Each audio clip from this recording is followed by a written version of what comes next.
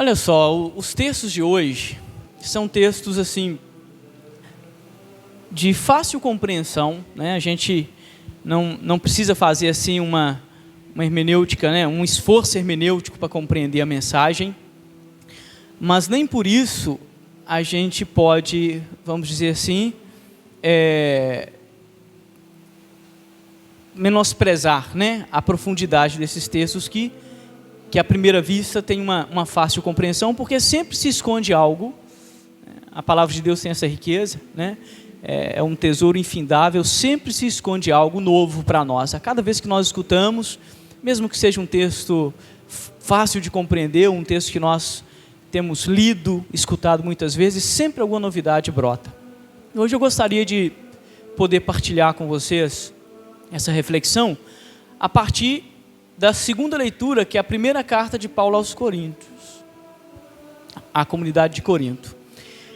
Nessa primeira carta de Paulo, ele vai, nesta leitura que nós escutamos, propor dois modelos de ser humano, também muito fácil de compreender, né? O homem natural e o homem espiritual. O homem natural conectado ao primeiro Adão, cheio de pulsão, conectado à barbárie, autocentrado, aquele egoísmo basal, né, que nos governa. E o homem espiritual, o homem centrado em Cristo, é o segundo Adão, o caminho da espiritualização. Isso é o que Paulo nos propõe. E é muito interessante, eu gosto de ler este texto, porque na sociedade ocidental a gente fala muito de espiritualidade, espiritualização, e nós esquecemos que este legado é autenticamente cristão, né? Quando a gente escuta Paulo hoje colocando esses dois modelos de homem, a gente fala, poxa vida, que bacana, que novidade que o Evangelho trouxe, e por isso o Evangelho se tornou o que se tornou, né? Por isso ele teve o impacto que teve e que continua tendo, né? O homem natural e o homem espiritual, e nós somos convidados aos poucos, né, a ir fazendo essa passagem da barbárie à cultura, né? Daquilo que é natural ao espiritual. E como que a gente percebe que isso não é somente uma elaboração de Paulo, mas já está presente no ethos de Israel, ou seja, na cultura de Israel? E como que a gente nota isso? Quando vocês escutam a primeira leitura. Este texto, né, que é a 1 Samuel, narra uma história da fundação da monarquia de Israel. 2 reis foram ungidos e estavam, né, vamos falar assim, brigando aí pelo poder, Saul e Davi. E numa certa feita, Davi encontra Saul desprevenido, né, vulnerável, e o soldado, amigo de Davi, diz, está aí o seu inimigo. Com uma lança só, você elimina o seu opositor. E aí a gente vê Davi fazendo a opção não pela barbárie e não pelo homem natural, Davi fazendo a opção pelo homem espiritual, né? Isso é fantástico. Por que é fantástico? Porque naquele contexto, né, se a gente pega, né, todos os povos ao redor de Israel, né,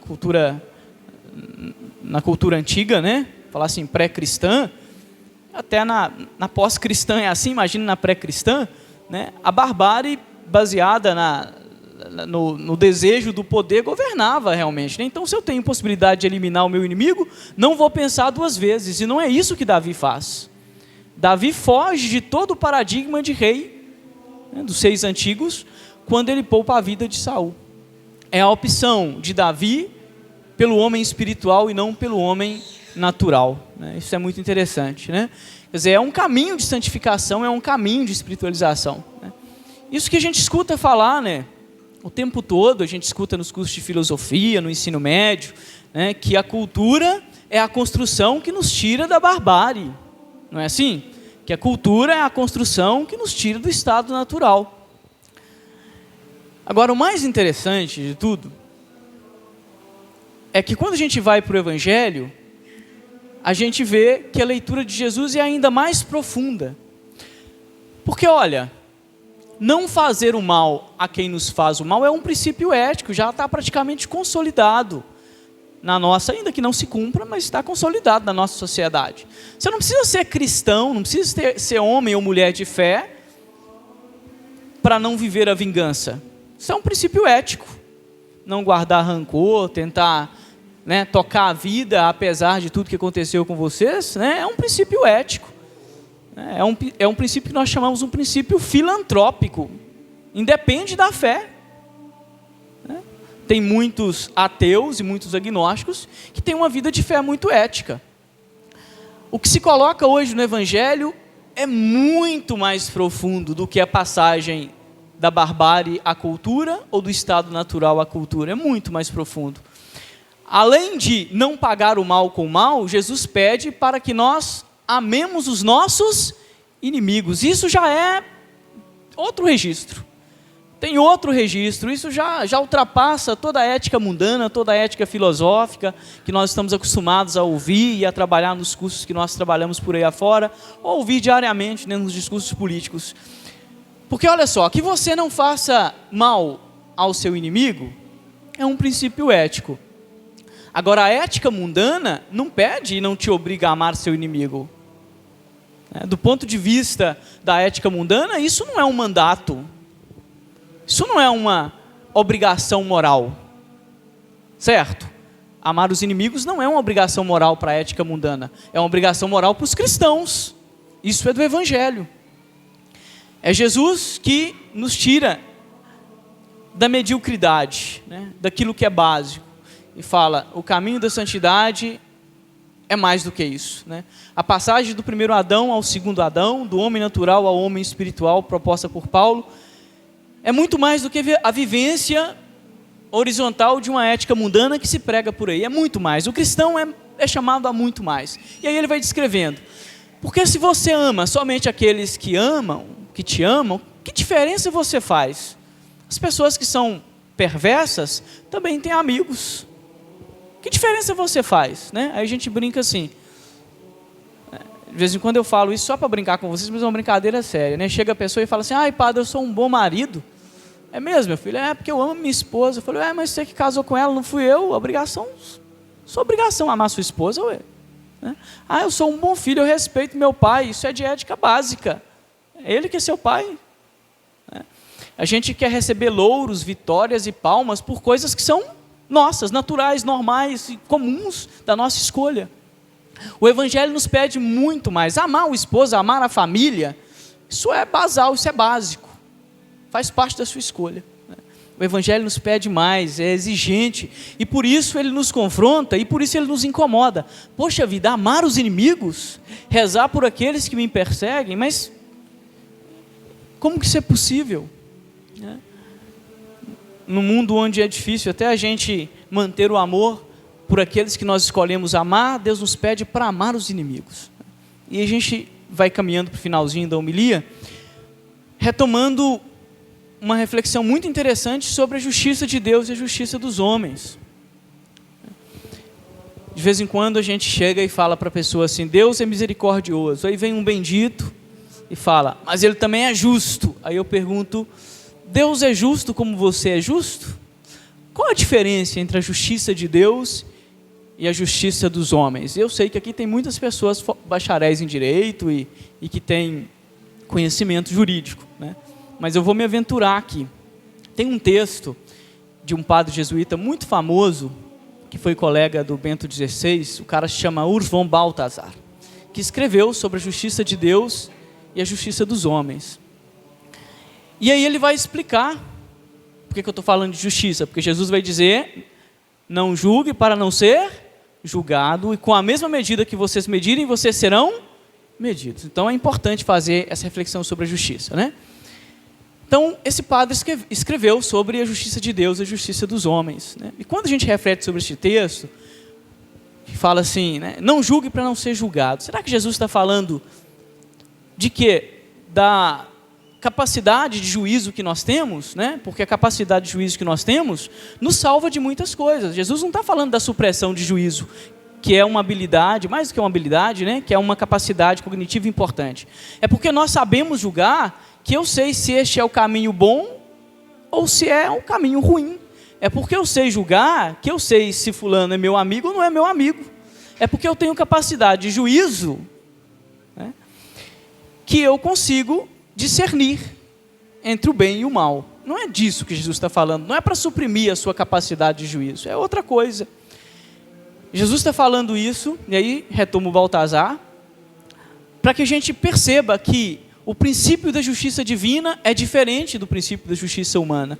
E qual é o princípio da justiça humana? Aí eu vou falar para vocês aqui, entre aspas, né, um palavrão, né, uma palavra que às vezes não está muito comum no nosso vocabulário, mas a tradução é muito simples.